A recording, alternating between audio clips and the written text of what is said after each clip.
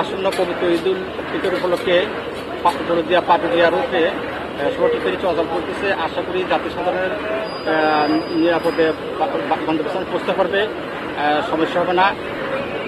আল্লাহ হাফেজ। আসন্ন ঈদ উপলক্ষে নগরীর পক্ষ থেকে আমরা এই ঈদ উপলক্ষে আমরা কীভাবে ঝিটি করবো, কীভাবে মানুষের নির্বিঘ্নে পারাপার হবে, লঞ্চ পারাপার হবে, সেটা আমরা আরও 1 মাস আগে থেকেই প্রস্তুতি নিয়েছিলাম।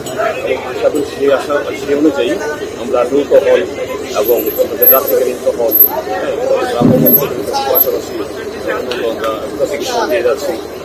যেন হচ্ছে কোনো ডিঙি নৌকা চলে বা বাঁধে, সেটাও আমরা এই তো সর্বোপরি আমরা এখন পর্যন্ত কোনো অভিযোগ পাইনি এবং খুব সুন্দর করেই যাত্রীরা পারাপার করছি। আমাদের উদ্বোধন কর্তৃপক্ষরাও যথাযথ খোঁজখবর নিচ্ছে, আমরা সেই অনুযায়ী কাজ করছি।